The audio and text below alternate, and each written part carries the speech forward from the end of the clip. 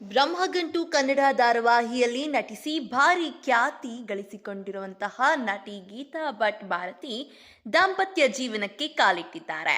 ಒಳ್ಳೆ ಗಾಯಕಿ ಸಹ ಆಗಿರುವ Geetha Bigg Boss Kannada season 8ರಲ್ಲಿ ಭಾಗವಹಿಸಿದ್ದರು. ಆನಂತರ ಅವರು ಸೋಷಿಯಲ್ ಮೀಡಿಯಾದ್ಯಂತ ಫೇಮಸ್ ಆಗಿದ್ದಷ್ಟೇ ಅಲ್ಲದೆ ಆಕ್ಟಿವ್ ಕೂಡ ಆಗಿದ್ದರು. ವರ್ಕೌಟ್, ಫಿಟ್ನೆಸ್ ಸಂಬಂಧ ಸುದ್ದಿಯಾದ ನಟಿ ಈಗ ವೈವಾಹಿಕ ಜೀವನಕ್ಕೆ ಕಾಲಿಟ್ಟಿದ್ದಾರೆ.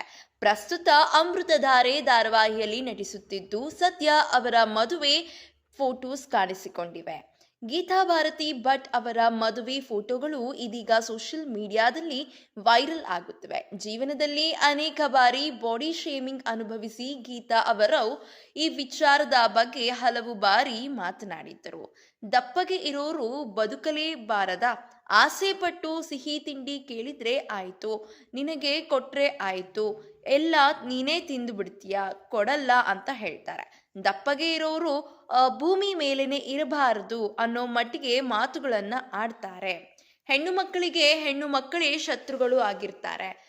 ಲವ್ ಮಾಕ್ಟೈಲ್ ಚಿತ್ರದಲ್ಲಿ ಒಂದು ಪಾತ್ರ ಮಾಡಿದ್ದೇನೆ, ಹೂ ತರ ಇದ್ಲು, ಹೂಕೋಸ್ತರ ಆಗೋದ್ಲು ಅನ್ನೋ ಡೈಲಾಗ್ ಇದೆ. ಇದು ಒಂದು ರೀತಿ ಮುಖದ ಮೇಲೆ ಹೇಳಿದ ಮಾತು ಅನಿಸಿಬಿಡ್ತು ಅನ್ನೋದನ್ನ ಗೀತಾ ಭಾರತಿ ಭಟ್ ಹೇಳಿಕೊಂಡಿದ್ದಾರೆ. ಲವ್ ಮಾಕ್ಟೈಲ್ ಚಿತ್ರದಲ್ಲಿ ಒಂದು ರೋಲ್ ಮಾಡಿದ್ದೇನೆ. ಈ ಒಂದು ಚಿತ್ರದಲ್ಲಿ ಬರೋ ದೃಶ್ಯದಲ್ಲಿ ಹೂ ತರ ಇದ್ಲು, ಹೂಕೋಸ್ತರ ಆದ್ಲು ಅನ್ನೋ ಡೈಲಾಗ್ ಬರುತ್ತದೆ. ಇದು ಒಂದು ರೀತಿ ಮುಖದ ಮೇಲೆ ಹೇಳಿದಂತೆ ಆಯ್ತು. ಇದನ್ನ ನೋಡಿದ ಮೇಲೆ ಒಂದು ಅನಿಸ್ತಾ ಇತ್ತು, ಯಾಕೆ ನಾನು ಈ ಪಾತ್ರ ಮಾಡಿದೆ ಅಂತಲೇ ಫೀಲ್ ಆಯ್ತು ನೋಡಿ. ಆಸೆ ಪಟ್ಟು ಸಿಹಿ ತಿಂಡಿ ಕೇಳುವ ಹಾಗೆ ಇಲ್ಲ. ಯಾರಾದರೂ ಸ್ನೇಹಿತರನ್ನ ಕೇಳಿದರೆ ಆಯ್ತು, ಒಂದು ಸ್ಪೂನ್ ಕೊಡೆ ಅಂದರೆ ಮುಗಿದೇ ಹೋಯ್ತು, ನೀನು ಎಲ್ಲ ತಿಂದು ಹಾಕ್ತೀಯ ಅಂತಲೇ ಹೇಳ್ತಾರೆ.